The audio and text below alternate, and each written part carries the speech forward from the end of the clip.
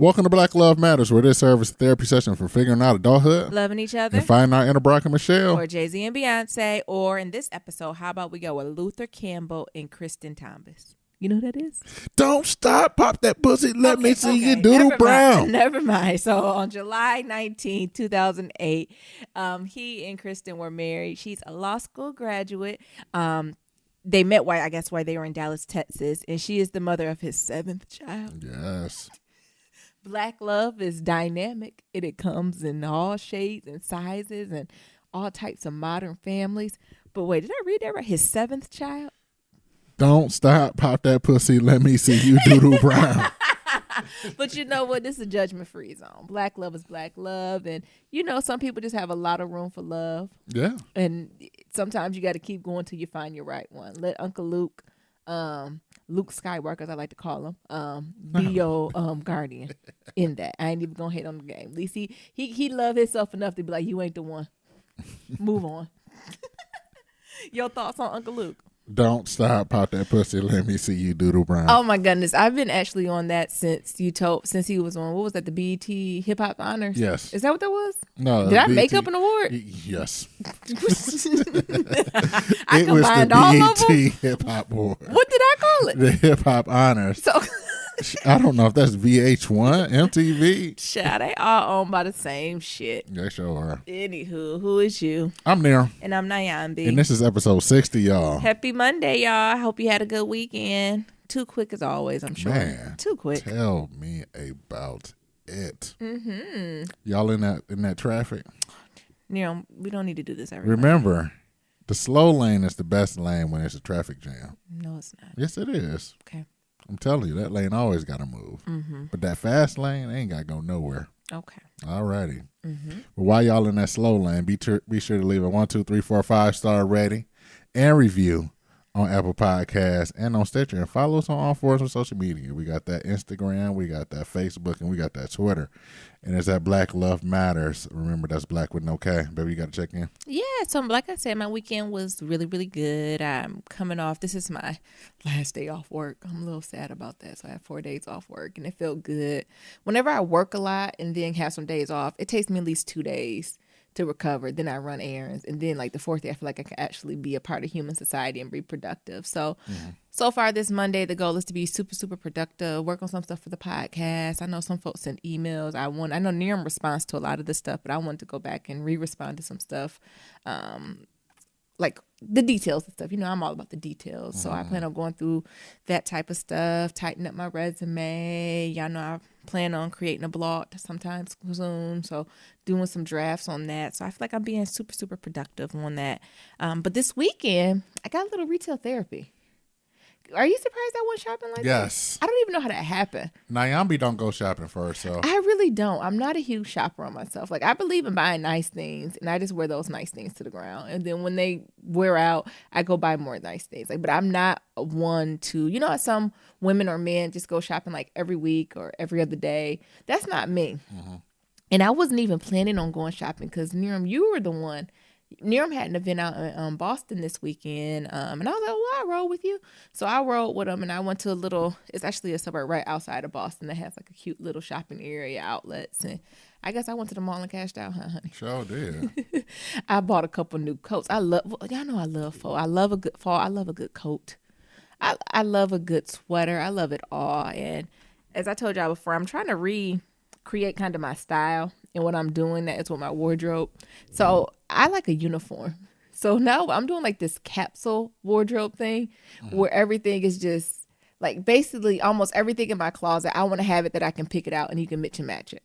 Like it's nothing in my closet that you can't pick and it doesn't go with the other thing. Does that make sense? So I'm trying to create this capsule wardrobe. So my capsule wardrobe, everything I buy is either black, white, gray, blue. Am I getting it? Black, white, gray, blue. And then my accents color are maroon, olive green, or like army green or camel. So those are the only colors I'm rocking with for the next 6 months. Okay.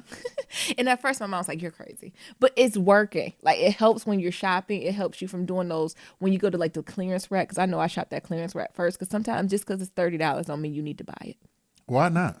Because just because something's on sales on clearance don't mean you need to buy it. Okay. So not saying it's not a good deal, but I really have to go to this point. Okay, it's a good deal, but does it even match my wardrobe? Is it meeting a need that I need? Is it meeting like something that I need? Right.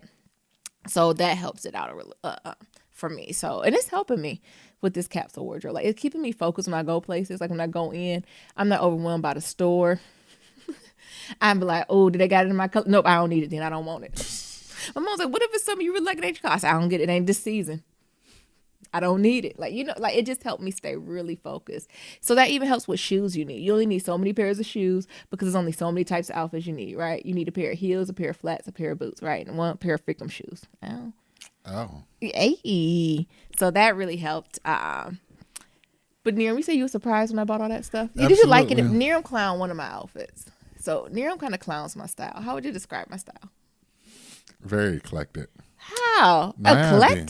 Yes. I'm only wearing 5 colors. Y'all say that now. She say that now, but Naomi really like leopards. Shut up. You and Nia gets on my nerves. I wore that one time, and y'all have not let me live it down. Naomi actually, no, that was spread love, too. I think he came over by our house, like, after hours, and my hair was tied up, like, in a leopard bonnet, and I think I had leopard house shoes. And he was like, so do you like leopard? I was like, nigga, who is you? You at my house after hours. So y'all think you're funny, and it's not. Anyhow. Well, I'm glad you're trying to figure out some type of style, because before then, Naomi just wore black. Yes. Like, everything Naomi wore was like she's going to a funeral. But it'd be clean, though. I always looked overdressed. But it's just because it's a black shirt and a black pants. I told Naomi that she need to go by the Niram style of picking out clothes. Oh, no. Nobody needs to do that. Niram goes, if he finds a shirt, pant, anything, sweater he likes, he buys it in all the colors. To the point where I'm like, didn't you wear that yesterday? He's like, oh, I wore the red one. I said, so how many of those shirts do you got? Every color they got. That's crazy. I ain't doing no shit like that.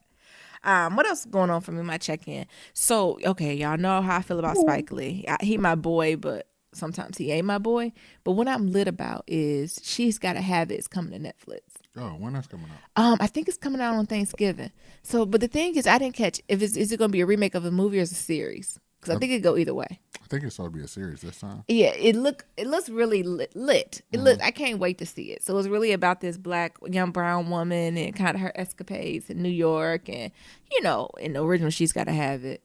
She's sleeping around all these guys, and and there's two sides to the story, right? So she's like, I'm just dating around. I'm trying to see who I like, when I like, and how I like it. Right. But other folks like, is you a hoe?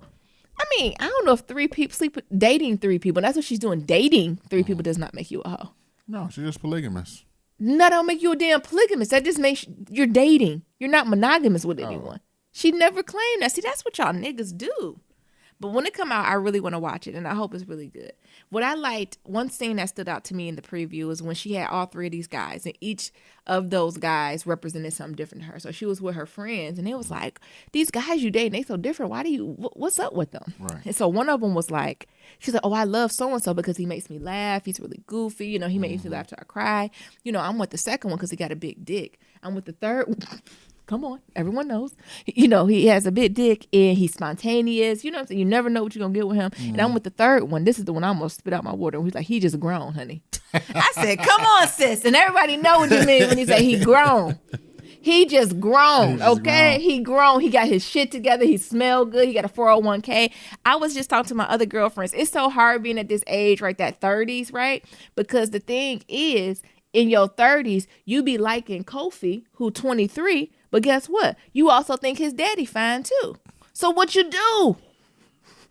Ooh. What you do? I did not see that one coming. When the 23-year-old fine, but so is his daddy. And so is the 50-year-old. Hey, I ain't the only one. Oh my God. So is his daddy. And you in the 30-something, so you can still rock with a 50, 40, 50. You can rock with a 40, 50-year-old. That child, 23, that daddy could be in his 40s. Yeah. Come on. Men don't go through that. No. Come on. Black Love Matter community. Am I the only one at the age with a 23-year-old fine and so is his daddy? Okay. I stand alone in it. I'm pretty sure somebody is in the email. What to say? Ooh, that's a hard place to be at. But I'm asking you, men don't go through that. Where it's like the daughter crying in the mom. Well, not literally the daughter, but the age range, right? Nah. Really? You know, most men try to date down. Ooh, I hope you mean age-wise. Yes. I hope you're not being shady with that. Yeah, age-wise. Okay. Because, you know, it take on until like 40 to actually mature and shit. So, you know, they got to give like, yeah. 40? Yeah. So you still got about 10 years. Well, you know. What you tell on yourself? I'm working on some stuff. Oh. No, but like, I would say like 30 to like 40-ish for that brother to actually settle down. Really? And they be like, all right. And then they go do what? Go get like a 23-year-old. Oh. And then he mold her to Oh, how he wanted to don't be. do that. So I'm old. I'm too old, Nero. Yeah. Why you say I'm too old? You too old. Why I'm too old? You too old. I'm so stuck in my ways. What's Yeah. wrong? Can't no brother mold you. Surely can't. Anywho, you done messed up my check-in. Oh. But for real, y'all tell me about that 23 and 50. You know, when you're not right in the middle between age, you don't know what's going on. What else will happen? So we got TV this weekend, y'all. So we was tested out. What was it, Direct TV Now or some shit? Direct TV Now. And it got TV1. So I just watched the Unsung marathon all weekend. I love Unsung. And they had Unsung Hollywood on, and they did Unsung Cooley High. I love Cooley High. Do y'all love Cooley High? With Preach?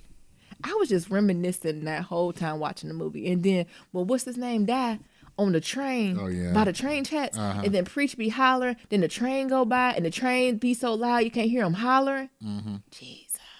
It's so good. And they were just telling the backstory on some of the actors who were in there, how some of the actors were actually, like, they just went to the hood and was like, we got an open casting call for who folks want to be gangbangers. And they was like, oh, I'm a real gangbanger. I can do it. I was like, wait, these niggas was just going on television. I mean, on the movies, talking about this what we gonna do. Go to the hood.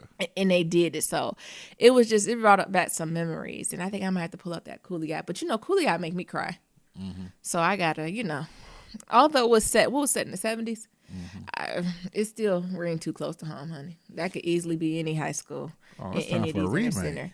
Of course, yes, it is time for a remake of Coolie High. Ava. Somebody get Ava on the phone. Oh my God, we couldn't handle it. Somebody get Ava on the phone. With Kofi? Yes. As Preach. Yes. Come the fuck on with Kofi as Preach. Who gonna be the best friend? Don't put Hakeem and none of them on there. I don't want to see Hakeem. I don't want to see none of them boys from Empire on any of it. Okay?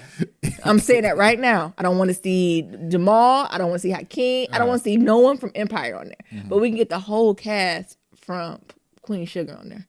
Kofi for Preach. Okay. I don't know who to be the other ones though. Oh, Niram, you Michael play B. too. Jordan. Oh, shit. Wait a damn minute. And then what Chadwick Boseman gonna be? He play everybody. He gonna be the principal. He gonna be the teacher, not the principal. What you say, the principal? He not that old. He gonna be the teacher. Can we get a remake of Coolie motherfucking High? Oh my God. Somebody get Ava on the phone. Can I be an extra? Who gonna be the light skinned girl? Nyambi. I'm not like I know. This a re-fucking make, right? It don't matter. We can do whatever we want. We can do what we want. Don't got to be the light-skinned girl, right? Who gonna be the mama? Who gonna be the mama that fall asleep at the kitchen table? And then who gonna be the lady with the hatchet in the kitchen? My mom can play one of those. We about to get all this cast. What's the mama from Blackish? Shut up. Queen, Jennifer Lewis. Yes. There you go. You know, she always playing somebody mama. Yes. Can we get a remake of Coolie freaking High? Somebody get Ava on the phone. Oh my. Somebody tweet her. And I don't want Issa to do it. I don't want her to do it. I want Ava to do it. Because I don't know what Issa gonna do to it. Issa gonna make it a West Coast slant. And I've had enough. You mean had enough? I've had enough. I want a Midwest feel or a Southern feel to this one. I don't want. I know we got folks on the West Coast. I don't want no Inglewood, the Bay. I don't want y'all. Y'all too liberated for Coolie High. Oh my goodness, Nero, you just gave me chills. Ooh, lit. What I was talking about? Oh, my check-in. What else done happened to me? Oh, I went to church. I got that word, y'all. Oh, I don't know what's going on with me. The devil been working. Because you ever just wake up and be like, Lord, I do not want to go to church. Who had a conversation with God to be like, God, I just not sure if I'm feeling it today. But I went, and the devil started working overtime. Because I went, and guess what Sunday it was? Children's Sunday. God, dog it. As soon as I walk in, I notice the kids because they stand all at the door like an army. Because you know when it's Children's Sunday, they do the usher, they do the scriptures, they do the singing and everything. So I'm like, I know they seen the hurt in my eyes. And then I messed around and sat next to somebody who felt the same way. Like I'm sitting next to the old ladies thinking they going to bring me joy. But I said next to the old lady. As soon as the kids started marching in for the choir, she was like, Jesus, help me. That's what she said under her breath. Jesus, help me. And then not only that, so I'm rocking with them. We roll and then they doing a little song. And then they come back for an encore. And guess what they sing?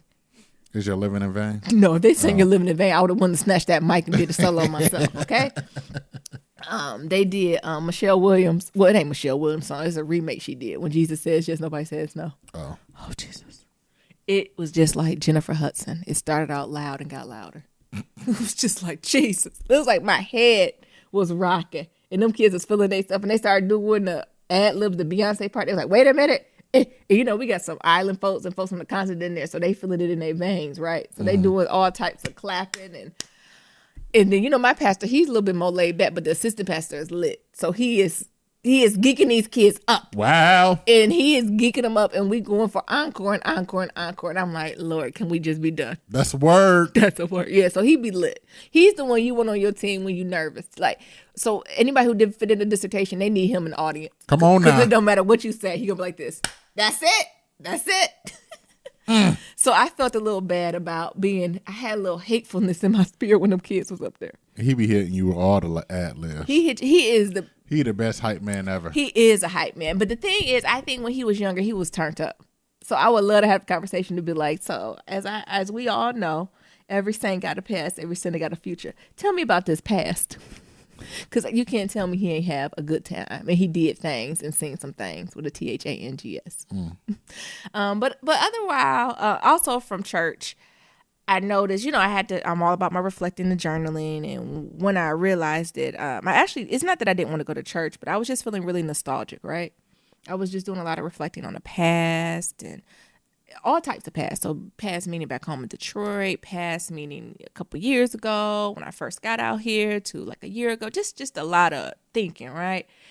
And, you know, the pastor gave a good word and was really focused. It snapped me out of it and this idea that you can't find your future in your past. And, you know, that's a word. That's how he be too. Sometimes the pastor be looking at him like, I got it, bro. Because you got to understand, our pastor, he really low key. Like he is not the hoop and holler and run on benches type of pastor, right? So sometimes when the other one be so hype, he be hyper than the pastor sometimes. But so I think it was just, you know, his word on that was just kind of right on time and saying a lot of times when you thinking about the past or, you know, doing that self-reflection is not in a positive light. Like, you know, when I was reflecting, it wasn't like, oh, this is great memories. It wasn't bringing my spirit up, right? It was kind of bringing me down. And he was saying usually that's triggered to something else. So undercovering things. So, you know, what's the real trigger? So is it ideas of fear? Is it shame? Is it hurt? You know, what is that? Getting to that core and really moving through that. But his key today was really that you can't find your future in your past. So if you're so focused on that past, there's no way you can move forward. And I appreciate it. Oh, Niram, you would have missed it today. He had more props. He had another bag of rocks. No, them old ladies don't like them rocks. I think they wrote something on them, and they like he keep bringing them up. Yeah, because I guess the previous Sunday I missed that Sunday. Yeah. Write shit on the rocks like their biggest fears and shit like that. So his asses keep bringing them up, and they like put them away. But this one he did it with his hype man, right?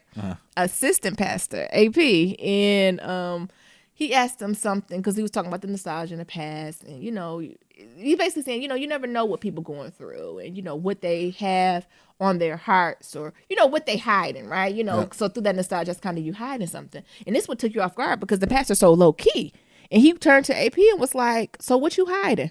And everybody in church was like, "What the hell?" Like, because he said it so like he was having a conversation, and you know, AP used to always got something to say. He was like, "Well, pastor," like it looked like he called him out.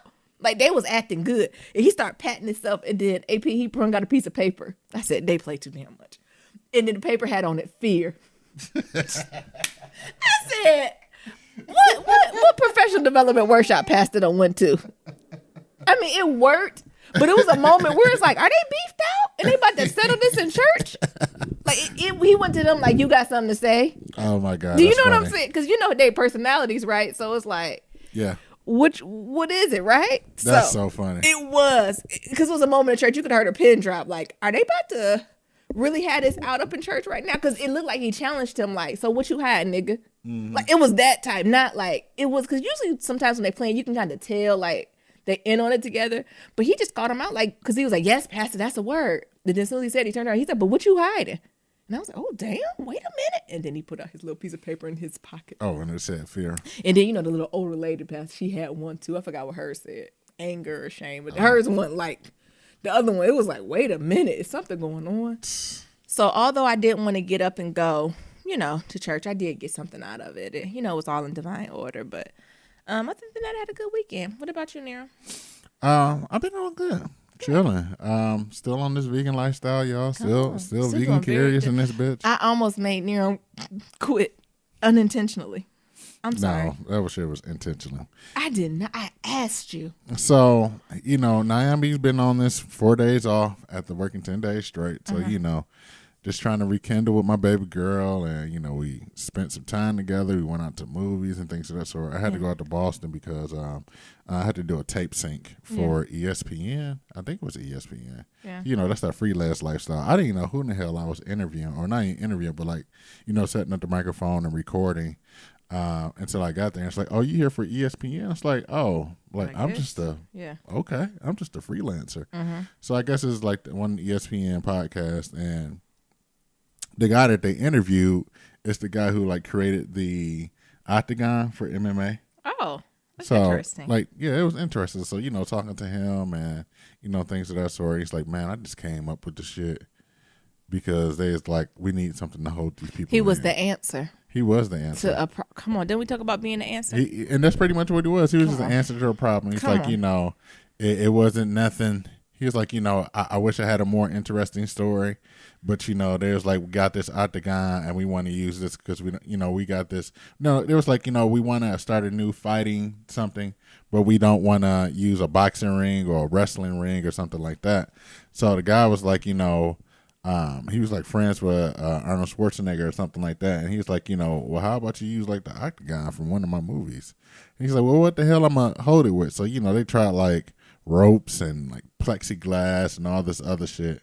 And then the guy came in and he said he was just walking one day and rolled his hands around the gate.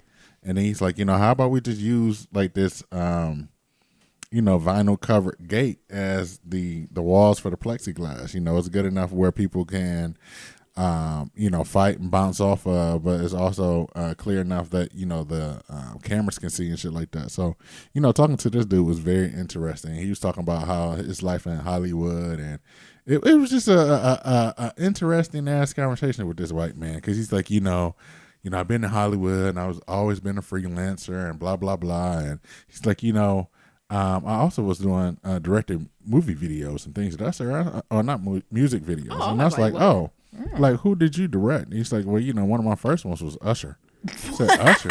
It's like, which song? He's like, his first song, his first hit. What was that? I don't remember. They called me U.S. Oh, Nice and Slow? I don't know. I don't know if it was I thought it was My Way. Oh, it probably was. And so he's like, I did that, and I did some other rappers and things of that sort. What? So white boy? White guy. It was very interesting. So, I did that, and we went out to the, while I was doing that, Naomi went to the burbs of Boston and, hit the mall, cashed out. Shut up. I just bought a couple jackets. Yeah. So we got to the movies. We went to go see Marshall. Oh, and we're going to talk about it. I love it. We're going to talk about, so if y'all ain't seen it, spoiler alert. I think I'm going to name my child Thurgood, honey. So we went to go see Marshall, and then afterwards, Naam, because she's my homegirl, she snuck in some sandwiches. She's like, well, when you coming back? And I was like, well, just get you something. I can just get something from the movie. She's like, no. And then I come back, she done got these thick-ass sandwiches. It was good, too, wasn't it? Talking about, Nero, I love you. I done found the vegan sandwich for you. Yep. You ate it, didn't you? I sure did. It was good, wasn't it? Mm-hmm. All right, then. So after the movies, we were walking around, and then Naomi's like, well, ain't you hungry? I said, no, I think I'm done for the day. And she's like, well, I'm hungry. So Naomi started looking on the phone, talking about, I'm about to go to Popeyes. So we go to Popeyes. No, because we were supposed to go out and have dinner, appetizers, drinks, dessert. But now I'm like, I'm not hungry. And I'm like, what's no need for us to go all do that? Spend $60, $70 just for me to tibble tabble on some food. Let me go ahead and get, some Popeyes. I'm thinking I'm doing him a favor, saving some coins. So we go to Popeyes, and this is, first of all, just long ass line. So of course, I've never been to a Popeyes without a wait. So Nayabi ass come back with this fresh ass Popeyes. Oh, it was hot out the grease. Fresh out the grease. First he's like, do you want anything? And I was like, I don't know if they got fried okra. This ain't churches, but maybe some fries or something. Oh, no, you said fried okra. I didn't hear you say fries. And so Naomi came back and said, well, I got this biscuit for you. So as I'm driving, all I hear, oh, it's so good. It was so good. It was 2-piece dark, and I liked it. Dip it in that what's that? That hot sauce, that sweet hot sauce. Lower sweet hot or hot sweet or something. I almost. Oh my god! And it had the whole car lit up. That let me tell you, that smell of that chicken. Wow, it was and the those best. sounds that Naomi was making. It was like, shut up! It was like ASMR. Shut up! But I was just looking at her ass like, what the? That was some of the best chicken I done had. I'm looking at her like, this is. I was like, I'm sorry, babe. I just gotta. And I'm like, it's all right. Then he was like, well, what's your side? I was like, I got mashed potatoes. That'd be swimming in pork meat. I don't know what type of meat in it, but it's meat in there. I didn't know you wanted. You said you were full. I was full until your ass started eating some damn Popeyes. Because I asked you. Shit, I ain't know what else. You started crunching on that Popeyes. I said, shit, my stomach started rumbling.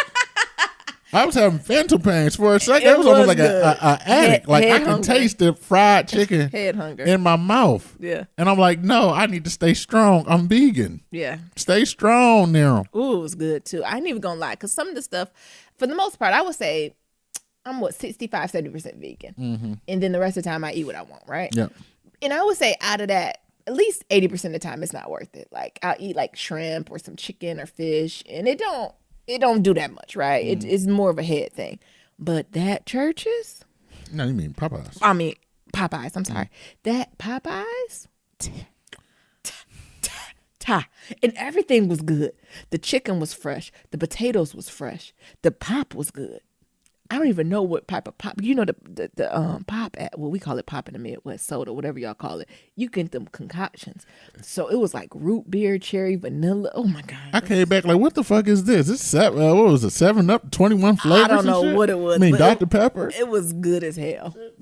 Nah, I mean, is this Mr. Pip? What the hell is this? It was so good. It was fresh. The pop was fresh. That's how you know Popeyes is different in the suburbs.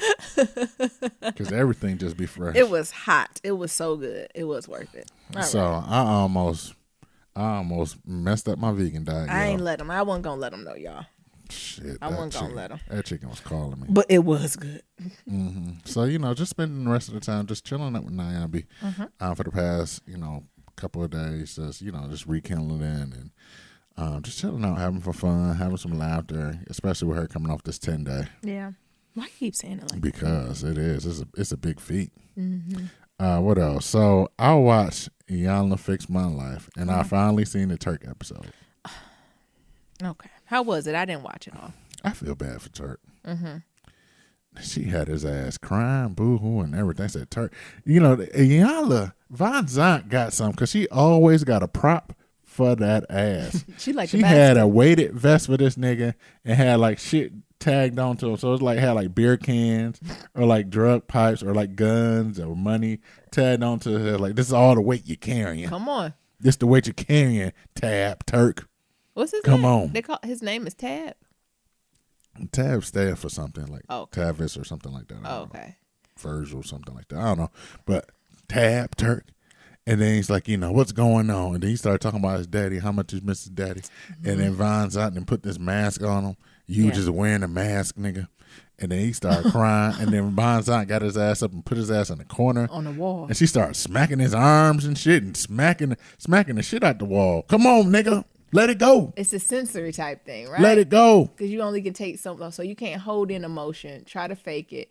Plus, take all this sensory around you. Something got to break. I was like, she beating the hell out this damn wall. And then that man just broke down. Come on. Whew. He probably needed it. It was rough. I didn't watch that episode. Jesus. But it was good. Yeah.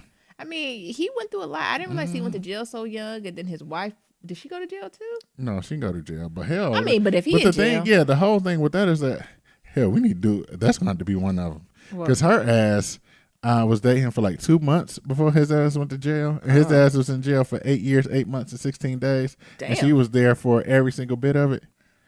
She a good one. After just dating him for 2 months. She's a good one. Yeah, because Nyambi ass would have been gone. Nah, I mean, after 2 months, Nyambi. I mean, I would be your friend. I mean, I couldn't be your woman. You can write me letters. Yeah, until you find another nigga and be like, listen here, Nero. I just need you to respect my man. You can't send me any more. I put you some money on your books. You can't send me any more letters. Here's $300 for your books. Oh, I mean, it worked out. Yeah. I don't know if it could be me. And there's lots of women who stay with men while they're in prison for years. But 2 months that's different. Usually you're married and got some history. 2 months, I don't know if it was enough history. Mm-hmm. And then as soon as he got out of jail, they got pregnant and everything. Yeah. And then like she had breast cancer. It was just a lot. She had to get her uterus taken out and shit. Yeah, she had a hysterectomy. It was a lot. Yeah, there was a lot going on. Mm-hmm. But more power to them. Yes. Cause they kill it. That's a black love. We're gonna have to highlight in the next episode, like Turk and his woman, honey. All right. So I seen King Sugar. I finally caught up on that. Was it gorgeous? Listen here. The shit was so damn gorgeous. I done tweeted Ava. Did you? I said, Ava. I sent her a tweet and said, Ava, do you shoot in magic hour every scene? Because every scene of this show is fucking gorgeous. She only can shoot an hour a day then? Yes. How long is magic hour? Magic hour is literally an hour, or is it? No, magic hour is like the hour or two before sunset and after sunset. Really? So like it's like the time before sunrise and then the time after sunset. So that's when like the sky is like real golden and shit like that. And it's good for brown skin? Yeah. So every scene was gorgeous. It's so damn stunning. What's going on in Queen Sugar? I really didn't watch it as intensely. Only thing I can tell you, I'm there for that white mama. Well, Charlie White Mama there. Mm-hmm. Aunt Viden got a deal to be flipping pies, literally. Come on. Aunt Vi selling pies. And I ain't talking about dope. Come on. It depends who you ask. That sugar be dope, honey. She is selling them pies. Mm-hmm. So what else is going on? What's going on with Ralph Angel? He didn't propose to Darla. Oh, well, I call her Daria. And then, Dario, silly ass. And then, they went out somewhere at the gas station, and one of the dudes that Daria used to fuck when she was tricking, and came up. Daria was hoeing? Yeah, she was. Yes. Oh, okay. Yes. She was on that shit. And she was hoeing. Yeah. And, my question, and I know this is going way off but when black people get married or get engaged, why they want to go through premarital counseling then? Nero, I don't think there's anything wrong with premarital counseling.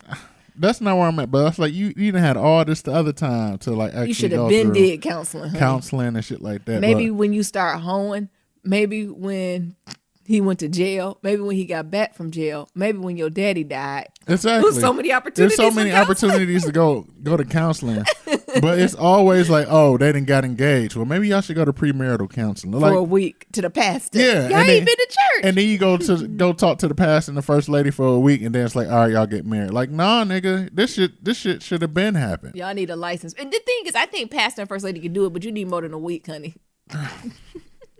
But I do see that a lot in the black community. I see it a lot in the. Please, what you mean you see it? I don't know. I actually don't know a couple who maybe except us. But we did counseling for years. Mm-hmm. I've been in personal therapy for years. You did therapy. Yeah. You're not in therapy now, but you did therapy for years. How long did we do couples therapy? For about a year and a half. Year and a half. So yeah.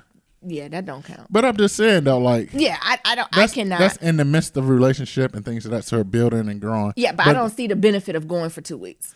And that's where I see, and maybe we need to talk about this. Maybe this needs to be a subject like for pillow talk. But that's something I really seen, and I was like, why is this something? Because it's not only them. Like I've seen like my friends and they're like, oh, we go do this members, counseling, and they get engaged, and all of a sudden they go on a premarital counseling. Like motherfucker, y'all should have been in couples counseling before you even proposed. Yeah, come on. Well, and that's one I say, what changed between them getting a ring and them saying yeah, and going to counseling than before then. Well, you know, making it real. Niggas are very particular about titles. People are very particular about titles and check boxes. So I think a lot of people think it is a difference between being a boyfriend and girlfriend, being fiance, and being married. And, you know, I do think it's different between marriage and boyfriend girlfriend, but that fiance, that's the nice little gray area that folks talk about. But I do hear that a lot.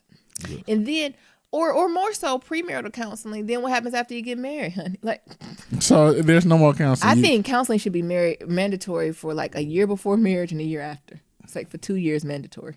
Like a sentence, mandatory minimums. I feel like, you know, every 6 months you should just go in for, you know, a check-in. Shit. And personally too. Yeah. So I think sometimes folks focus so much on that couple counseling. At least go get individual counseling so you comfortable in your own shit.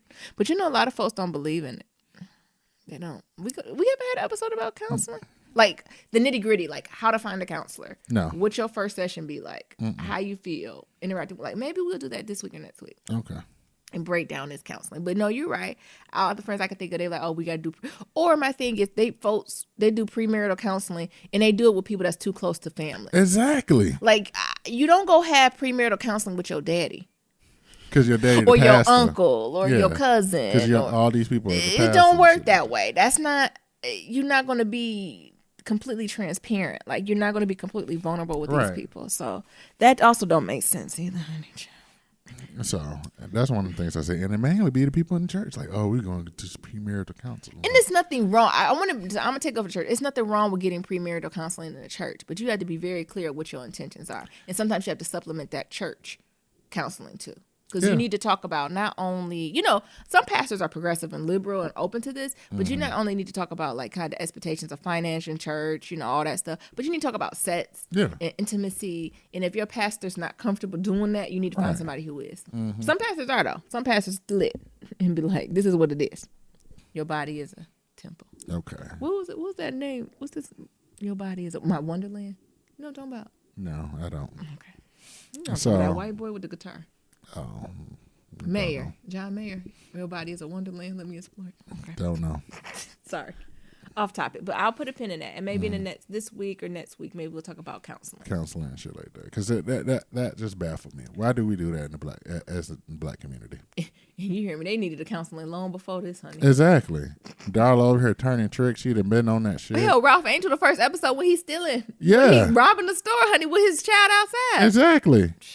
Blue, I want you to count. We're going to play hide and go seek. Count to 100 backwards. And if you don't see me, count to 100 forwards. All right, Nero. And then he want to try to get Aunt Vi his money. Take it. Come on. And then when he find the girl and wonder why the white girl's scared of him. Right. You robbed her. Yeah. She ain't forget your black ass. Right. You can't forget that, honey. You can't forget cosign. We got any pillow talk. What's wrong? What's wrong with you? We got any pillow talk? Yes. So let's check in with our scandal. You seen Scandal, babe? Yeah. So it was the state dinner, which was fabulous. I'm actually loving Scandal this season. I'm liking the flow of it. I like the how quick it's moving. I'm feeling it. And so the whole scene is they're hosting a state dinner to that guy. I forgot what country he's from. Somewhere from the Middle East. But what got me on this one is that Mellie is just or something. Yeah, I don't want to say it wrong. Is Mellie, the president, is just lonely and horny. She killed that monologue. Yeah. Her, like, to the point where I think Kerry Washington laughed, but that went in the script. Because Mellie killed that monologue. She was like, I can't even get no vibrators because it's going to be in the news. She's like, basically, I just need to bust a nut. I got the weight of the world on my shoulders. And I can't even do that. Then that got me to thinking, like, why does it seem harder for powerful women to get some love, except for Olivia? Because Olivia keep a... Olivia keep a ping. Hard ping. She keep a roster. What you mean ping? She keep a roster. Any moment she can call. But what does that come to? Like, what is it? That's not attractive for a man to have, like, really powerful women in the bed? I don't know. Because she can't get no love. I mean, she's not an ugly woman. Like, it ain't like this is... But I also think, like, because it's the president. So, like, how do you even approach a single president? Like, what status do you got? Bullshit, because if that was a man, because them thotty Instagrams would be lined up. They would find a way to infiltrate 1600. Bye. What are you talking about? And I get that. And that's where, like, the whole, isms and everything come in there. Yeah. Because since it's a man, he's single. Yeah, you got these thotties. They waiting. But as y'all men's birds too. But I'm just that's what I'm saying. But as her being the president, how do you show off your thottiness when she always in this like trying to be cool? Like, do you sign her a note? Like, what type of game you got to run to get to the president? So that's what I'm saying. Like, see, I'm talking about powerful. Like, I know she's and I the understand that. Like, but that's the thing. Like, when you have women in like these powerful positions, they are exuding like this like professionalism. And it's part of sexism, so they gotta like go extra hard. Like when they shake your hand, the handshake gotta be super tough. They gotta be extra firm, and they gotta be super impeccable. Yeah. And it's hard for I was assuming like it's hard for a man to be like, well, when do I try to shoot my shot in this? And it's hard for some men to be like, all right, I'm gonna try to shoot my shot when. Like, how I'm gonna shoot my shot? She done gave me this firm ass handshake. What do I say then? Like, you look nice today. Niggas be afraid, like shit. You said niggas be waiting the whole food. Yeah, waiting the whole food. Are you scared? Yes, niggas That's be afraid. Swahili. She done shook my hand hard as hell. Well, how you get me? Hey. Ooh. I'm not powerful. Get in trouble if you want. It's different. Tell the truth and shame the devil. Hey. Tell the truth and shame the devil. We were young though, so it's not less. I guess it's more of a. Got me all tired talking shit.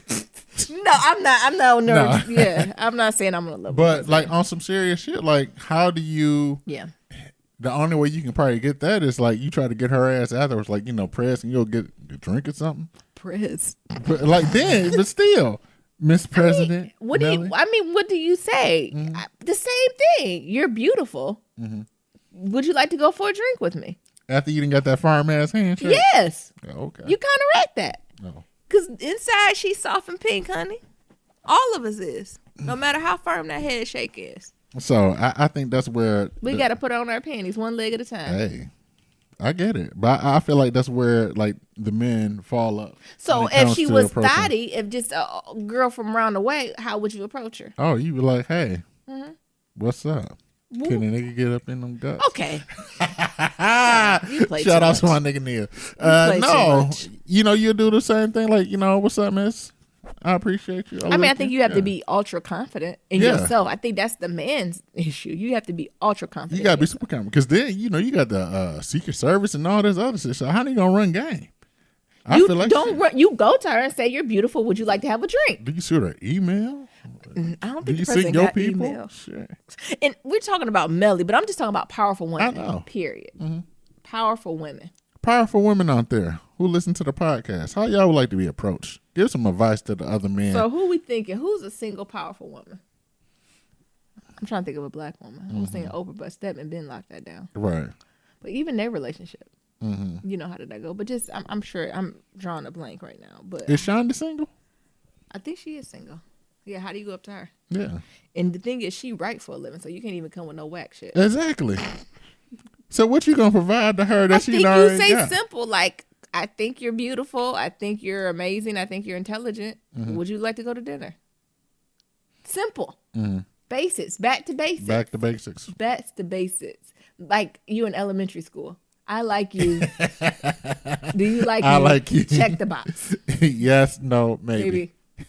I think you're cute. Not even like you. I think you're cute. I think you're cute. Do you think I'm cute?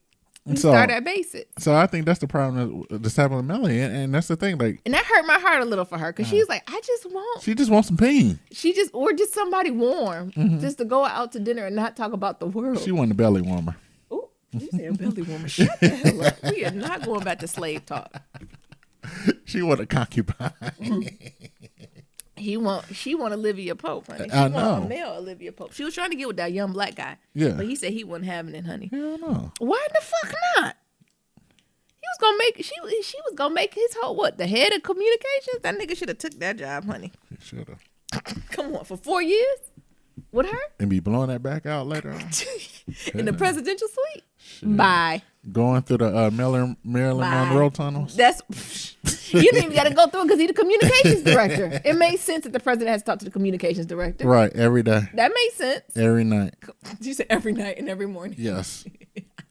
This is how we closing out the night. And this is how we open the morning. Come on. So I heard a little bit from Mellie on that. Because it's like, dang, she can't even. Like, for the next 4 years, she on lock.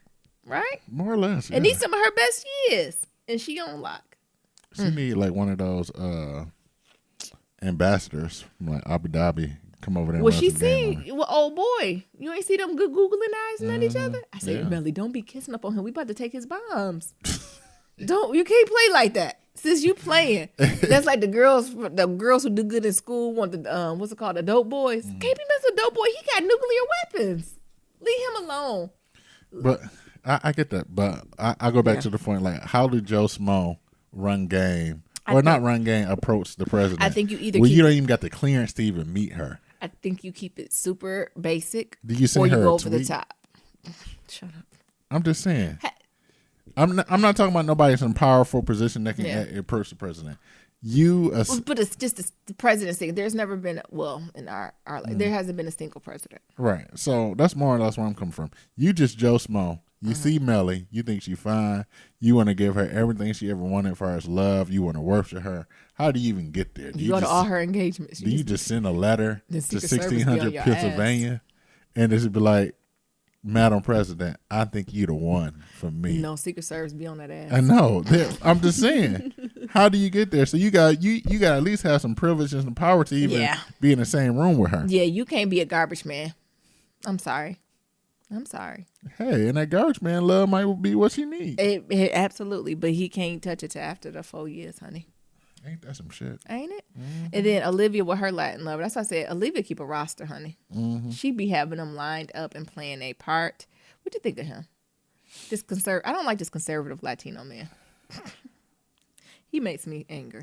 You know what? Is that Mark Consuelos? Who is this Latin I man? don't know who the hell that is. I love Mark Consuelos. I thought that was one of the dudes that Jennifer Lopez was dating. She keep a roster too. I ain't mad at her. You know, one of the backup dancer dudes. That ain't Casper. Be quiet. Oh. Jennifer Lopez and Halle Berry do keep a roster too. They show. I'm shout out to them. But what'd you think about them? And Olivia and meeting them in these hotel rooms. Hey, she controlling that shit. Allegedly. She do what the fuck she want to do. But I think she would have watched that nigga because he's sneaky. I don't trust him. I don't trust Latino conservatives. Sneaky. I don't trust Latino conservatives. Don't trust that nigga, especially Olivia. in this time and age. I just don't trust it. Because his ass is running some gang. He trying to make her ass weak. Mm-hmm. And then he gonna pull some conservative bullshit on her ass. And then why Olivia hasn't learned about the penis? Like, they do the same thing. I feel like she go through the same thing every season. Mm-hmm. And then, but what I'm liking about Olivia is a killer, and I kind of like it. Yeah. When she threatened to kill that, what did she ready to do for that man? She threatened. Well, first of all, the other one she threatened to kill his kids, but this one she threatened something else about the daughter. She threatened because her something about the daughter, her nephew, niece. his nephew, yeah. His niece. Changed her name and everything, and then came to America, and then his ass preached like all this anti-America shit. Yeah. So she's like, you preach all this anti-America shit, but you changed your niece name so she can go to the best school in America, where other women in your country is fucking selling out, bitch. Yeah. And I'm gonna release this, and they gonna go and kill your ass. I said, Olivia's a killer. I like her. I like this Olivia. And then lastly, y'all got to keep a Huck on your team. Huck. Just when I be worried about Huck and I want to just tell him to give his life to the Lord, he come through. Right. He come through with the win. Right. I said he ain't in the army. He said I said, how he did that? How you know?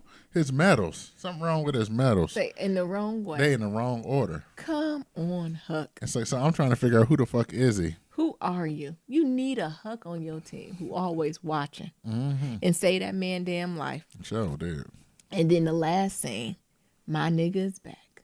That nigga that Fitz then came back from Vermont. I love Fitz. Making that damn cheese. He done came back from that cheese and that jelly. In her, Olivia, and her Latin lover making out. I said, in my thoughty ways, I'm like, Latin lover, you got to go. One got to go. Mid-kiss. Who you keeping, Latin lover or Fitz? Fitz. Oh. Hold on. You asked me to choose between Latin lover and Fitz. Yeah. All the history? Me and Fitz got? Latin lover got to go. Take your ass home. Even as your role, what you doing with Mellie? You said who? Even as the role that she is? No. Who gives Olivia's a killer. Okay? What call that? What's it called? Bros over hoes? What is it called? No. Sisters over misters or something. Whatever. Hey, Fitz. Hey, baby. It didn't fit looking like out of the latest Brooks Brother catalog. Come on. All right, Fitz. I was gonna say LL Bean. I was gonna say, oh yeah, it's a little more rugged, right? Because he in Vermont. Yeah, we'll give him LL Bean. Right. LL Bean's latest. Come on, Fitz Columbia coat, looking cute. Latin Lover gotta go though. Okay. All right, what else? Far as how to get, not how to get away with I don't got Scandal? nothing else with Scandal. That's it? I was gonna talk about how to get away with murder. You miss anything else from Scandal? No, that's it. All right, what's going on with how to get away with murder? You tell me. Other thing I can see is Steen. Steen, y'all seen Steen from Underground? She's a good ass actress, and they need to have her because even when she came on the screen, she took over everything. As right? soon as I seen her, I said, Steen! You didn't get off that plantation, girl. I was gonna say she got off that shit. What was she sniffing? I don't know. In that Indigo? club? I don't know the what fuck. that was. Ether? I Indigo? don't know. Maybe probably ether. Ether probably makes more sense. I should she get off of it. She killing it. She nice, nasty. I love it. My takeaway from this, I am fucking team Annalise no matter how fucked up she is. Sis said she about to sue the whole fucking justice system. God damn. Come on. Because I was wondering, I said, sis, why you take down that black person? Why you take down that black woman? She about to be Thurgood Marshall in this bitch. She said, I had to take her down to give me the foundation to sue the whole justice system. I said, it's worth it. God damn. Do what you Class gotta do. action pursuit. Cha-ching, Cha-ching, cha-ching, cha-ching. cha-ching. The best way to get them is where in they motherfucking pockets. Queen. I'm here for all of it. I don't trust that therapist. Well, you already know that therapist working for I know. I just don't for stop old girl's talking with daddy. him. And I think Annalise finally realized she shouldn't trust him either. Because she was like, you just mad because you thought you was going to be like my husband. I said, dang, Annalise. Oh, She got the juice. Yeah, he thought he had a chance to beat. Speaking of juice, that's what the pastor said today. He said, when I was young, I used to have a sauce. I said, who taught him that? I was cracking up. I said, do you know what sauce means? This nigga. I'm like, do you know what sauce means? He done heard it somewhere. What happened? That white boy dropped out and his daddies came to see about him. I think I beat my son ass. What the fuck? You know what? You know how you gotta have a hug. You also gotta have an Asher on your team too. Yeah, he killing it because he just went to them boy clubs and was just throwing ones at them boys. Like, are you done yet? You still got 24 hours to return this. Right. That boy cashed out his. First of all, what school is that you can cash out your refund check like that? Usually they be like, "We'll keep this, ma'am. You're welcome to drop out though." But I'm interested to see now. So the way he made it sound like, and we're talking about the gay guy. He made it sound like he came from this broken ass home. He come from a home with two daddies who love him, right? Who take care of him, who look like they did to support him. Because if Nyambi was his mom, I would have popped him inside his motherfucking head. You spending my money up in here, right? On these thoughts, right? Motherfucker, I sent you to school to be a lawyer. Not a pimp on this whole show. What the fuck is going on? Right. What is he going through? I don't know. A midlife crisis. A quarter life crisis. Yes, his ass is going through some shit. He need Annalise. Yeah, he do. As much as he complain and have this thing for Annalise, he need her. Yeah, a lot of them do. I agree. It's again in the last 90 seconds. I still don't know what's going on. Can somebody send us an email? I'm gonna just stop watching it and fill us in because I'm so damn confused. Is the baby dead? Is Annalise dead? Who murder are they trying to get away from this time? Who murder are they trying to get away from this time? I don't know. And why they do that to Michaela? They make Michaela look like a $2 ooh, crackhead. she looked like she could have played from Jungle Fever. She could have played something. Oh, Jungle Fever, one of them crackheads with Samuel L. Jackson and Halle Berry. And Michaela looked like she could have been an extra off of Precious. She was looking Up. rough. It was rough. She the was lighting was rough bad. They had blue lights on her and everything. Because you know yeah. Michaela always be put together, honey. Right. So this was different. All right, Neron, what else going on? What else is going on? Marshall. Man? You don't talk about Marshall, the movie. Oh, shit! What? You forgot that quick? I sure did, y'all. Oh Lord, help! Let me tell you this: Chadwick Boseman is fucking GOAT. Ain't he GOAT? This nigga done played Thurgood Marshall, James Brown, Jesse Jackson. You said Jesse Jackson. It ain't Jesse Jackson. No, who's the baseball player? This nigga done played everybody. This nigga done played Martin Luther King. He about to play the next Malcolm X. Shut up! Stop making up rumors. Nero. Chadwick ass is playing everybody from Black History. He in all shades, colors, and sizes. What's the peanut butter man? George Washington Carver. Shut up. And Chadwick Garrett Boseman Morgan is about to play George Marcus Washington. Garvey. And he playing T'Challa. This nigga is playing every black He is winning. architect. Is he single? I don't know. Ladies, if he ain't single, y'all better go ahead. Get on that. So Immediately. Marshall was good as hell. It was. This, just to give it a little background, some of the things I didn't know. Mm-hmm. So, the NAACP. I knew that he was the lawyer for NAACP. But I didn't know his ass was like a traveling lawyer. Like, he traveled like state to state just to fight these cases. Yeah, I didn't know that either. That shit threw me off. You hear me ask. I said, did NAACP still do that? My question is, who you gotta be to be friends with Langston Hughes and Zora Neale They Hurst? had a scene in this movie, y'all, when they were just shooting the shit. So it'd be like Niram Nyambi and Nia. Is that how we gonna be one day? I hope so. And they was just chilling. And it was just Thurgood Marshall, Langston Hughes, allegedly his boo. And then here comes Zora Neale Hurst and walking through the door, throwing shade at Langston Hughes. What the fuck? Come on. I was just waiting for time. My life is trash. Trash. This is their pastime. Featuring Thurgood Marshall throwing shade at Langston Hughes, talking about he should have did more with his writing. Langston Hughes? He should have did more? Damn. He don't want to read my essays. Exactly. I don't even know what's the equivalent to that to me in real life, where I need to be at so I can just talk shit about somebody. And they were young. I know. I think in this movie, I think he was barely 30. Mm-hmm. Barely. So our age. Yeah. Jesus.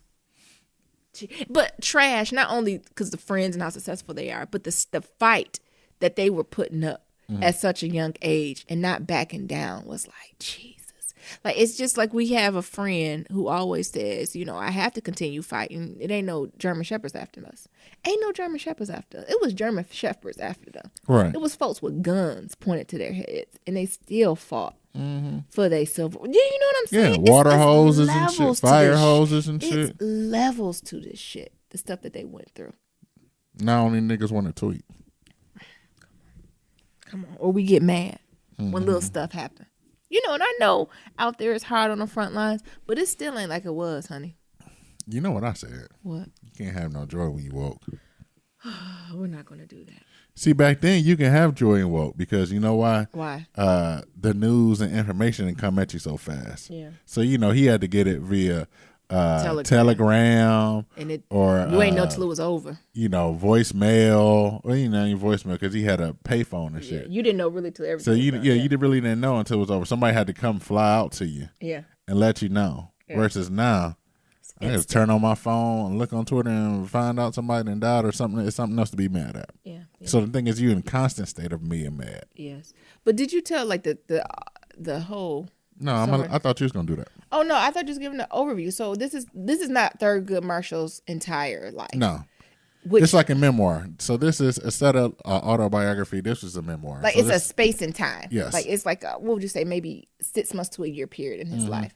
So it's a time where he was kind of chief counsel for NAACP, and it showed him fighting this case that took place in Connecticut, Bridgeport, Connecticut. White ass New England. Some shit ain't changed, huh? Nope. And it just showed him kind of going through the motions of this and like finding a lawyer and tagging team with someone else because in Connecticut, black folks couldn't necessarily be lawyers. They have to have another lawyer bring them in and co-sign on them and the trials and tribulations of that. But I thought even the relationship between him and that Jewish guy, I forgot his name, Friedman, I think. Yeah, Friedman. Was interesting because he ain't want to do it. No. That shows sometimes you got to drag white folks onto the other side. Yeah. And then later on, he became to be a huge civil rights, civil activist lawyer. Like, I knew the name Friedman just from being out here in Connecticut. Like, that name's rings, but even just to see before how he went forward. Yeah.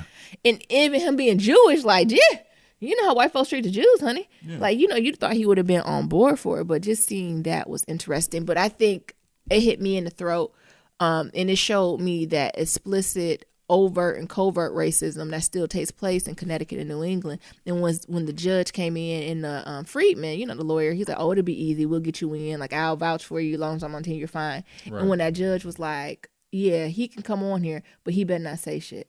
So he told him, Thurgood Marshall, yeah, you can be counsel, but you can't say no words. You can write it out.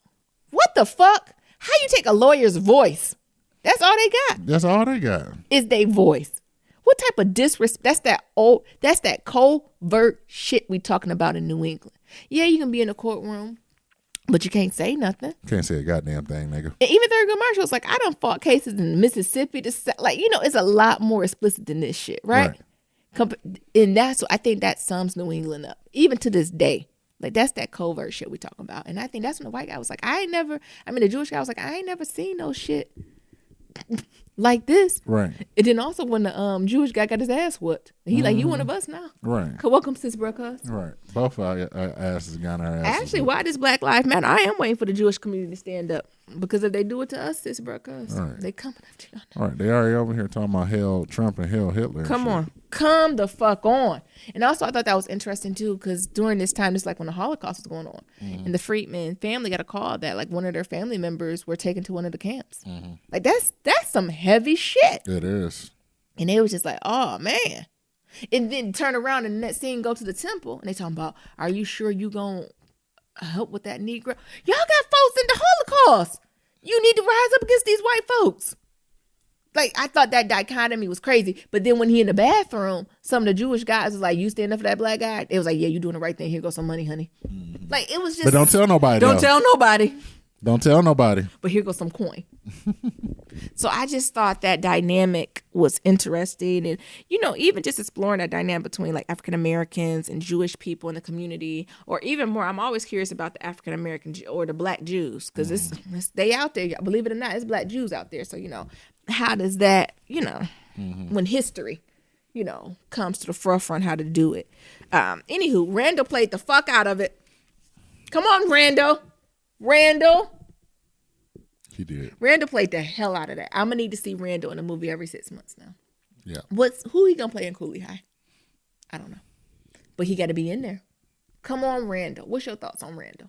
Randall was the bomb. You know what? I started thinking about who he gonna play in Cooley. What?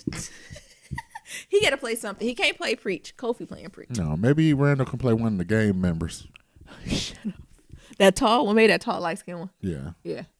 With the switchblade? Yeah. Oh, yeah. I can see Randall playing that. And him being like, motherfucker. Yeah. With them glasses. Yeah, come on. Yeah. But Randall played it. So maybe we should talk about what the case was. I mean, y'all know the case, honey. Yeah. The story is old as time. Some black man raped and beat and hurt a white woman. Mm-hmm. That was the case. Yeah. I don't know what else more to say. Per usual, the white woman was lying. Mm-hmm. She just wanted to peen, and then she felt guilty. She wanted to peen. She felt guilty because she thought she was going to have a black baby. She can't have no black babies because her husband's already whooping up on that ass. Mm-hmm. But Randall was being stupid. Y'all niggas going to learn. You niggas going to learn to stop messing with these white women. Maybe I shouldn't say stop messing with white women. Stop messing with these types of white women. Let me be more specific. Because y'all can point them out. It's a type of white woman. It ain't white woman. Fine. If you're going to be a white woman, fine. But stop messing with this type of New England covert white woman. Jesus. Like the ones who will flip on you quicker than right. Come on. It's the same type of women Lawrence was having sex with. Oh my God. Them type of white women. Leave them her granddaughters. Hey, exactly. Because his ass is like, put that black cock in me. Oh my God. It was fetishized, yeah. And then what? Then she been raped. Right. She done forgot. Now she talking about, y'all know those stories. Yeah, y'all know it. But hold up now. What? But no. What? This is the exception. What's the exception? This shit here. Oh, how it worked out? Yeah. Yeah, so he got off. So I think that's what brings the liberalism, I'm doing this with air quotes, of New England. Because who saved him? That jury. That white woman on the jury saved him. Because them white man was going to put his black ass in jail. They didn't care what the fuck. But that white woman was like, I know bitches like this. You could tell. Yeah. Just like we said, this is a certain type of white woman. Mm-hmm. She knew her. She said, bitches like that make bitches like me look bad. Right. And we're not having it. And that's what she said. Because when even when they were doing the jury selection, And third girl's like, no, keep her. And he was like, what the fuck? That's basically the mirror image of the woman. He was like, no, she different. You know, she's smarter. She got more stuff going on, like the interactions. Plus, she don't like douchey white boys. Yeah, she didn't like douchey white men. And then he was like, that's the kicker right there. And he said, you see her energy with you because you show her basic respect. She opened up to you. She listened, all that stuff. That's who you want on your team. Right. Because she ain't going to come in there and take no bullshit. Sure She said she'll shut down them other white men. And that's what she did, honey. Sure did. So that's the thing. It's a type of white girl that you have to be very wary of. Has anyone labeled this a white woman yet? We need to label this type of specimen. I don't know what Because it is. Because you know what? Sometimes we do put all the white women in one category and they ain't. But it's a certain type of white woman. And you can see them a mile a fucking way. Except niggas don't. For some reason, niggas have these blockers on. But everybody else see them, honey. Including other white women. But the thing is, like, they're feminists, but they're a different type of white feminists. feminists. They ain't the real feminists, honey. Right. They the ones that piss everybody off. Right. Like, they not the bra burning feminists. They Hillary Clinton pantsuit wearing, Elizabeth Warren cuss a white man out type of feminist. Which ones? The ones who gonna turn on you? No, the one that was for that juror. Yeah. Oh, yeah. Okay. I'm like, wait a minute. Don't bring Lizzie into this. But yes, it's a certain. You gotta watch your type of feminist. Yeah. It ain't all created. That's another episode too. It's levels to this feminist game because some of them bitches will flip on you too. Come on. Anything else about? No. What else we got going on? No. I'm trying to think. We cover everything from Marshall. Oh, I don't know if it's spoiler alert. He got off. And then he went on. And that's how the movie ended. He just went on to his next one. Yeah. And it was sickening because his next case was about a young boy that was hog-tied. That was 13 years old. That was hog-tied for what? Supposedly killing a police officer. What? That 14-year-old boy? Yeah. Yeah, that's what they said. Yeah, they allegedly shot a police officer and bullshit. And he was hog-tied. And he just went right on about his business. But I also was going to say that while that's going on, he's still in this relationship with his wife, who's having like these miscarriages and going on about life. And he's conflicted because, you know, he's for the movement and the greater good, but he can't even be there to support the woman he loves. Exactly. So, you know, I think that's a whole dynamic in yourself. It's a lot. How do you be involved in the movement and moving all this stuff forward? And have love. And have love for yourself. Right? Yeah. So, but I actually thought, Near, what I said is this should have been a series. Yeah, I could definitely see. Like the Thurgood Marshall Chronicles and have his cases. And maybe, you don't got to be like 22 episodes or something, but maybe like a hot 6 or 8 episodes every season, maybe come around Christmas or summer. Yeah. I think it'd be sickening. Man, you see, we just pitching all types of shows here. What'd we you didn't say? pitch the Cooley High remake. Yeah. Now we doing a Thurgood Marshall series. Man, I need to be in Hollywood. I think Shonda should do it. You think Shonda should do this one? I can see Shonda doing this. Yeah, Shonda good with for a good series. Yeah, I think Shonda should do this one. Yeah, I want Shonda on it. All right. What else? Somebody get Oprah and Shonda on the phone. Yeah. What else you want to talk about? Yeah. Blitter. This is your ring. This is your tech rock. So talk about Blitter. So Blitter is this new black owned social media app that just recently came out over the weekend, and it's pretty much like Black Twitter in its own ecosystem. I haven't downloaded it. I downloaded it. Oh, you did? Yeah, I downloaded it. You know, I'm at Near 'em, and I'm still just trying to figure it out. I'm trying to figure out how do I get followers, if there's anybody on there talking, or is it just me and like the owner. And a couple other people. Up. To get more interesting. So Blitter launched this past Thursday on iTunes App Store. It said explicit that it does not condone racism, sexism, harassment, bots, or hate speech. Instead, the app description says it's here to build love, passion, and empathy. Apparently, you know, unlike Twitter, because Twitter got all that shit, right? Blitter users are able to post statuses with up to 120 characters, photos, and standard videos up to 15 seconds long, kind of like Vine, with start and stop capabilities. Users also can like posts, leave comments, use hashtag, and chat privately in group messages. But overall, what I've been seeing has been mixed reviews about it. So, you know, whether you want to make that move to Twitter or to Blitter, or it's just not up to you. I think it's always important to have like spaces where we're heard and there for you know, each other and all that good stuff. So I downloaded that. Well, I downloaded the app because I feel like I have an obligation to support my people. Just to give them a download at least. Yeah, and you know, and supporting this is like by far the most passive thing that you can do. You just download the app and sign up. Yeah. You know, even if you just sign up with a throwaway email until you feel like, all right, you want to invest into it. But, That's what I did. You know, and we'll see if it grows or not grow. I think one of the things, the hard part is getting people to Switch. move over to different platforms when it's so much similar to Twitter. Yeah. So it's so much sort and it's pretty much like the black version of Twitter. And the thing is, you know, some of the questions I got is like, is it too little, too late? What you And mean maybe too like, little, too late? you know, because like Twitter is in its infancy. Well, not in its infancy, but you know, it's matured, and I almost feel like some of the numbers when it comes to Twitter is dwindling. Like it's starting to decrease. You know, you're starting to see a lot more bots. You're starting to see a lot more spammers and things of that sort. So it's almost feel like people are ready for a new type of like social platform to bounce on to, just like, you know, with Facebook and things of that sort. You know, people start moving on to like IG or Snapchat. And one of the questions I just have is like, do you think that platform of, you know, 120 characters, is that gone? Because even to the fact where Twitter itself is even testing out 244 or 240 characters or something like that now. To see if it's a little longer. So, you know, I downloaded it. I'm going to see what it's about. We're going to see. But you never know. You know, you never know with these social networks. I even think about like some of the other ones, like Elo. Like that was like. Who? Elo. ELLO. Oh, I never Like heard that of was like another like up and coming social network, and then, you know, it just went on. So, you know, you never or know. Somebody with these bought things. it. It ain't went on. No, Twitter, Instagram. Did they buy no, him? I don't think they bought them. Oh. I think it just went on to the savior. But you never know with these things. Like it can be a hit, Yeah. or it can be a miss. But you know, I'm gonna do my part. The only thing I'm drawn to is because it's black. Yeah, and black people have a lot of power when it comes to our social influence and standards. So what has to happen for this to be huge is all the black people got to leave Twitter. Yeah, and I don't know. I bet Twitter will wake the fuck up and not just leave, deactivate accounts. Yeah, I bet the Twitter CEO wake up in the middle of their sleep. What the fuck is going on? But I don't know if black folk ready to do that. And for Blitter, I mean, my only critique is, I mean, we couldn't try a little bit Blitter. Like we couldn't go out the box a little bit more original. I think I would have liked to relaunch a Black Planet. Come on, just me. Just a relaunch of Black Planet. Oh yeah, you in Passion 24. Don't do that. Don't be giving out my aliases.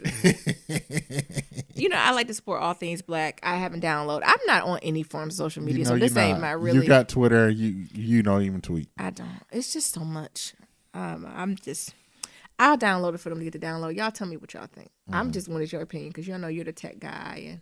But what would a black-owned social media, like, what do you need? What's something new out there? What haven't we tapped? I don't know. Did you say you don't know? That's why you ain't gonna tell us? I don't know. Stay tuned. That's why I ain't creating. You know, if I do, I ain't gonna tell you. I'll just fucking create it. Oh, okay. Thank you. Created by Nerum. Black love apps. We just need black love. But you know, you got those. So you got like Bumble. You got Black Folk Connect. I'm not talking about dating. Oh, what are you talking about? Y'all niggas always trying to get in bed. Oh. Just black love, period. Oh. It's like a movement. Oh. Okay, maybe I'll flesh that out more. Oh, well, flush it out then, baby. Alrighty. But when it comes to Blitter, like, I'm supporting it. I'm black. They black. I downloaded You gonna give them a it. download? I downloaded it. I signed up. You know, I still got to play around with it and just, you know, figure it out. It's the thing. Like, it's in its infancy. And it's all about trying it out. Yeah. And, you know, one of the things I just worry about is it's a little too late. But if it is, you know, whatever. But if it ain't, it pop off, like, I'm there. Yeah. I'm at Nerum. Yeah. If anybody want to find me there. If anybody else downloaded Blitter. You silly. And you know what I was talking about not be original. Actually, I take that back. White folks been stealing our shit for the longest. Exactly. Go ahead and steal it. Like I said. Sounds good to me. I'm at Nerum. If anybody else is on Blitter, hit me up. Thank you, Nerum. You know, maybe I'll you know, I don't know. Maybe we can start collecting downloads. I mean, some donations, and then people have private conversations. And then people can have some private conversations with us on Blitter or something like that. What do you mean private? What are we talking? Okay, nope, don't listen to Nerum. You done with that, Nerum? Yeah, what else we got? Let's quickly talk about this Obamacare executive order that 45 tried to came with. So I just want to have a quick conversation on it, just seeing where we all at, touching in. I know we ain't talked about 45 explicitly in a while. So just a little summary on it. This new order doesn't dismantle Obamacare, but it does ease some of the Affordable Care Act rules, including the option to purchase health care outside of markets created by the law. So the biggest thing is this executive order doesn't shut down Obamacare. I like to say this is the beginning part. This is the fuck you to Obamacare, basically. This is I'm coming for your ass. Stay woke. So what does Trump mean by great health care, and what does his order entail? So the order calls for the federal agency to develop policies for small businesses to buy what are called association healthcare plans. So you might hear the abbreviation of AHP. So again, those are association healthcare plans. These plans allow for small businesses in the same industry to band together to buy health care for their workers under one umbrella. This is allegedly, supposedly, whatever, to make healthcare cheaper, air quotes. But the problem with this plan is business collectives can choose whichever state insurance rules when deciding which plans to offer. So some states, like the southern states, I'm calling y'all out, like the Alabamas, the Mississippi, have very low legal bars for what they have to offer for insurance plan. So business collectives could then save themselves money by setting up an association healthcare plan that allows for the state rules of that state that doesn't require as much from its plans, even if its employees don't work in that state. Does that make sense? So you can go to it. Go ahead, Neil. So what I'm hearing is that I can live in white-ass New England, so one of the states, Connecticut, Massachusetts, Rhode Island, and then work for a small company, and then they can pick insurance health plans or whatever from Alabama or Mississippi. That's fucked up. Yes, and get it. And the problem with that is each state has different regulations on like the bare minimums of what companies are required to cover. So this doesn't affect, like if you're healthy and you just going to the doctor a few times a year, for your yearly checkup, dental appointments, antibiotics, right? Maybe even if you have a surgery, if it's a tonsillitis, that common shit, you fine. But what happens is if you get sick, you fucked. Yeah. Or if you've already been previously sick, this doesn't cover any of that. Right. You're going to be in the shit for all your health care. The premiums are going to be crazy. So this also plays into the Obamacare thing too. So then you get healthy people, right? Who's like, well, I'm paying all this money for Obamacare that covers a lot more, right? But I'm healthy. I'm just going to the doctor 2-3 times a year. Then they choose to jump in on these plans. And then the folks who are on Obamacare, since it's so few, the premiums continue to rise. Right. So this is the bullshit cycle that we continue to look at. And that's kind of the summary of kind of what that executive order means and what we're moving towards. So yes, if you're healthy, you're golden, you only get, a sinus infection, you're good. But if you get any more than that, pregnant, birth control, bye, girl. So we got to wait at least 8 years to get this shit. So for somebody else to write an executive order to dismantle this shit. To dismantle that.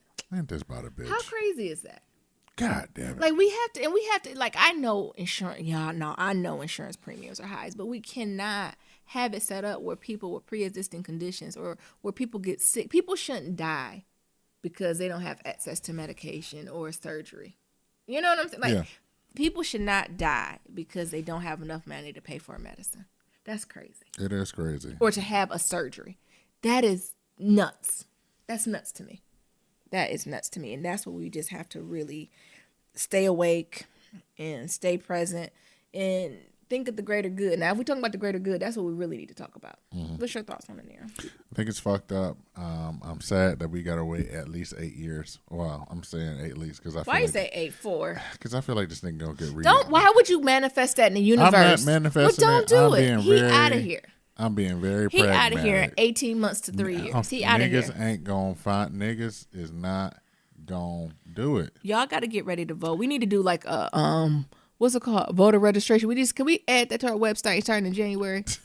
Register to vote. Because some states have cutoffs now. They changed some of those some of those voter rules. I know. And I just feel like the Democrats are not. They're not assertive as they should be, right?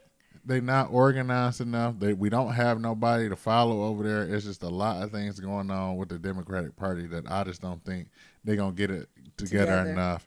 And, 3.5 years to put together a decent fight. And it shouldn't even been 3.5 years. They should have been working for these midterms. So every seat up, the Democrats should have tried to get. So, just being very pragmatic, this shit might take another 8 years. Jesus. And it's sad. But I'm so sick of this bullshit. It's time to batten down the hatches. It's not even a year. It hasn't even been the anniversary of this shit yet. No. This has been a long. Why is the fastest, longest year of my life? I don't know. Everything else is moving, but when it comes to this presidency, our government, it's embarrassing. It's I'm about to try to find a shameful. job in Canada. With Trudeau and them, is that their prime minister named Trudeau or president? It's Joshua Trudeau. I think I need to find out where. Well, in Detroit, plenty of people work in Windsor. I know, but I need to look at a map to figure out where all the black slaves landed at in Nova Canada. Scotia, right? I don't know, and I need to find out where the black community and the affluent black folk are over there in Canada, and move my black ass over there. The black French, honey. Yes.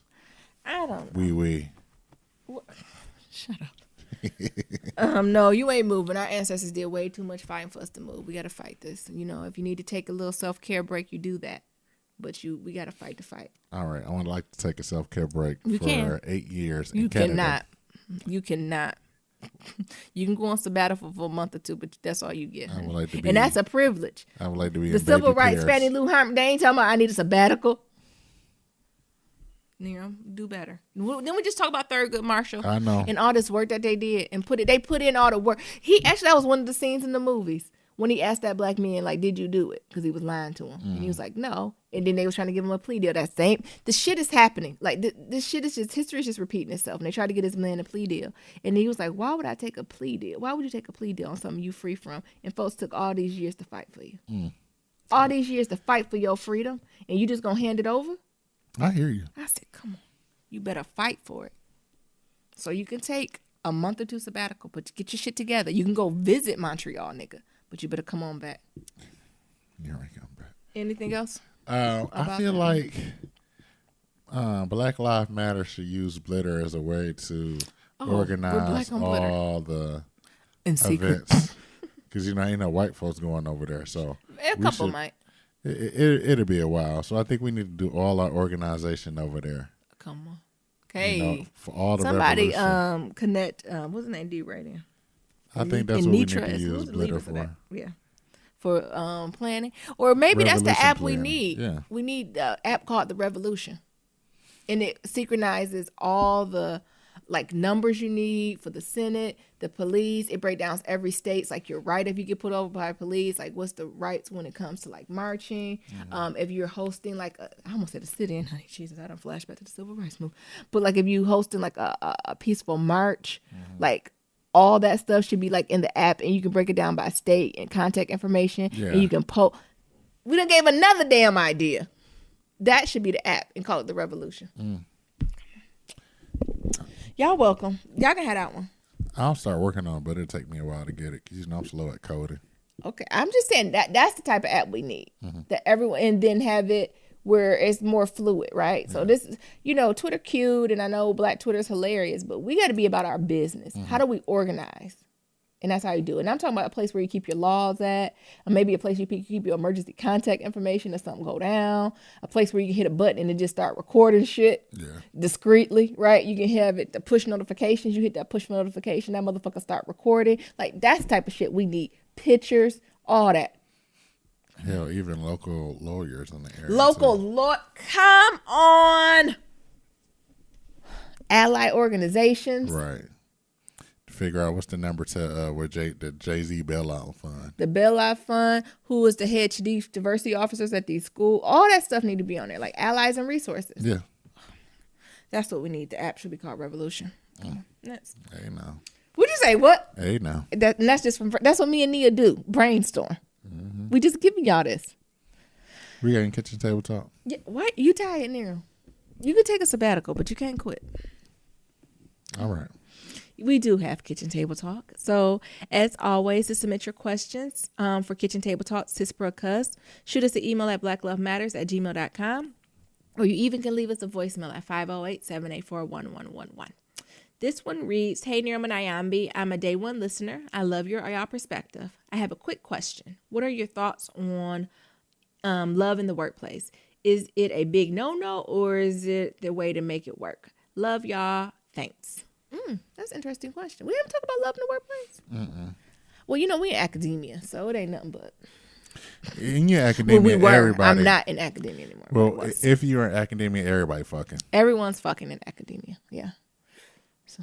But if you had a Fortune 500, or thinking about fucking, or Fortune 500, or you had a plan or something like that. Yeah. It'd be a little tough. Yeah, so I'll give you my thoughts. Then you want to go, Nero? Yeah, go ahead. So my thoughts is, I think it's possible. So I think it's possible to, have a workplace romance or meet people, because if you think about it, you with these people sometimes more than you with your own family. Yep. And especially if you at that age range where when you ain't even working a traditional 40 hours, you're there 50, 60, 70 hours a week. Like, I can see it happening. It's not something that I go to people and be like, oh, you can find your forever at work. But sometimes it do happen. Like, sometimes it do happen, and you should be open to it.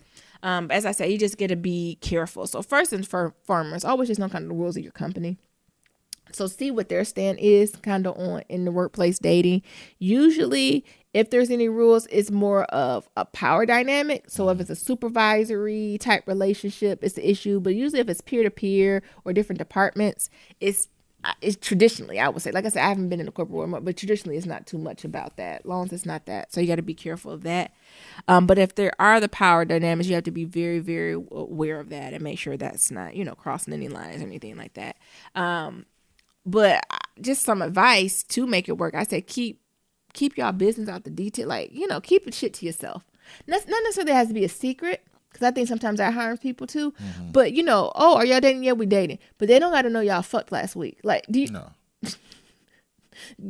And that also might mean having a little bit more privacy when it comes to your social media too. So if your workers or your coworkers have access to that, I don't think I would be ranting on there what you and your boo did, how you did it, or where you got in an argument, right? So I think it just needs to be a little bit more discretion. I say treat it like your mama. So your mama know you dating someone, right? But they don't know the nitty gritty, or they should know all the nitty. I know some of y'all unboundary, but they shouldn't know the nitty gritty details about that, right? Some other things is be prepared for the rumors. So if you're dating, like, that's something you already need to mentally prepare for and learn how to navigate that. I think you and whoever the person is, before it gets deep, once you really figure out you feeling each other, y'all need to set some ground rules and expectations. So like the idea of PDA at work, what does that look like? Even your interactions at work, you don't want to make sure it's something where y'all not always up under each other. So just really setting expectations and boundaries and going from there. And I think if it's something long term, someone need to be prepared to leave or transfer. Yeah. I think it depends where you're at in your career. So if it's more established, like both of y'all senior partners, maybe not. But if you both on the come up, I don't know. I think it just makes it a little less complicated, because I think it's another level added on to that where, so we're lovers, we partners, we homie friends, and we competitors. That's a lot of shit going on. Yeah. And you don't have no space within it. So, my short answer is I think it can work, but I think it takes a lot more work for it to be successful. And I think it sums up to keeping your shit to yourself. Like, you have to be a lot more discreet than you have to be if it wasn't. But I don't believe in telling my coworkers all. Actually, I take that back. Being in academia, I was a lot more transparent with my life and moving forward. But as of now, I try to keep as little as possible about my life. Like, even at the bot store, they be like, "Oh, you with somebody?" I'm like, "Oh yeah." They're like, "Well, how long?" I'm like, 12 years. They're like, "What?" I was like, "Yeah, I thought I just came home to some cats." But I didn't even realize that I didn't even bring you up like that. Like, that's how the boundaries up for me, that, because, that's the space I'm in my life right now. What's your thoughts on it, Nero? Be careful, though. Don't be going and fucking in the copy room. Like, I know HBO makes that look cute, but don't do that shit. That ain't worth your paycheck. Yeah, you just said the words right out my mouth. Oh, go ahead. What? I was going to say, don't be fucking in the copying room. Discretion. What do you call it? Discretion. Okay. Being discreet. Yeah, I think that's gonna have to be huge. It's the big thing when you're working in an office setting and a professional setting when it comes to that. I'm just probably gonna echo some of the things that Naomi just said. Keeping your business to your damn self. Yeah, you really have to. Like, or if anything, only share the positive. Yes. And I know that we always say don't. It's good, bad, and ugly relationship, but they only need to know the good. Yeah. They only need to know that your partner is an amazing person. Yeah, and brilliant. Yeah. And everything else. Deserve more money. Come on. What else? I think it can work. I think it don't fuck your boss. Like, I think it just becomes a problem when it's a power dynamic. And sometimes it happens, you do fall on your boss. And especially as a woman, I think that's when you need to get the fuck out. Yeah, I agree. You got to and if it's really love, if you're willing to do it, transfer and leave. Yeah, you got to do that. Don't do it. Don't go down that road. Because if y'all break up, like, it can be messy. And I know you try to be as cordial as possible, but once you have an intimate relationship with someone, you wouldn't believe the pettiness that comes out. The thing is, I think the hard part is just figuring out like what happens if y'all break up. So that's the hard part, is being prepared for that. I don't think when it's good, but I think when it gets bad, that's when you got to start worrying about, that other person and retaliation and all that stuff, and then it becomes like sexual harassment or just harassment in general. Yeah. So. And then being in your mind, think of worst possible breakup. So they fucking your best friend, like, and how you come in, they done got a baby on somebody else. Look. Yeah. Then your workers be like, I thought y'all was dating. We preparing for his baby shower. We all they come to you. We putting $10 in on Joey's baby shower Would gift. you like to be there? Hell the fuck no. But I say in a professional setting, you need to go. Yeah. Because that's the office, it's a part of the office culture. So I think that's more or less what I would say. Just be prepared and play out all the scenarios of what would happen if y'all break up. And if that nigga or a girl is petty and if it's worth be willing to start some pelly shit and be willing to know if that shit is even worth it. And see, the question here, I think it's two questions here. So this is, I think, if you're in a romantic relationship, right? So I think if you go to the point to say, yes, I want to be in a romantic relationship with you, I think those things can be handled. What I'm worried about, this email didn't ask about, but I wanted to address, is the fuck buddies in the office. Now, I think that's more dangerous than being in a romantic relationship. Yeah. Just fucking? You okay? Be careful on these streets. I think that's worse. I'd rather you be like, we in a committed relationship than just go around and just doing booty calls out of convenience because we both at work at 8 p.m. and we both like Panda Express. I've seen it. I cannot. What? I've seen it. Those are more dangerous than the romantic relationships. Because even if it ended in a petty note, like you had some type of intimacy there. But them fuck buddy relationships, it's survival of the fittest in that bitch. And then them fuck buddy relationships usually don't have no boundaries set up. So then they go on and run their mouth about you. Right. And how you suck this dick from behind. That's what you got to be careful about. So I say avoid fucking until you in a committed relationship. And that ain't usually Nyambi. Nyambi be like, be free with your body. If you want to do it, do it. But be very careful in the workplace, especially as a woman. And I hate to say it, but I got to be truthful with y'all. Be very careful as a woman who you fucking and sucking in the workplace if there is no blatant commitment. Outside of the workplace, protect yourself, have fun. But in that workplace, especially if you're on your grind up the ladder, sis, shut it down. Lock it down. She said, outside when they, preferably a different field. That's why I love Nero so much. We in opposite fields. We barely cross paths. Yeah. Come on. Nyambi don't even have social media. She don't even want to be bothered with this shit. I don't. It's too much. I know how people can be funny. And y'all know how office gossip is. People don't got nothing else to do. Literally water cooler talk. You see what happened at my bot store. Anything else for that, Nero? Nope, baby. All right. This is a great episode. Yeah. So as always, to submit your Black Love stories, go to blacklovematters.com. And to submit your questions for Kitchen Table Talk, shoot us an email at blacklovematters@gmail.com. And to leave a comment about anything we talked about, you can do that on our website, SoundCloud, Stitcher, any form of social media. Remember, that's Black Love Matters with no K. And don't forget that voicemail at 508-784-1111. Talk to y'all later. And remember, love is ever evolving. Peace.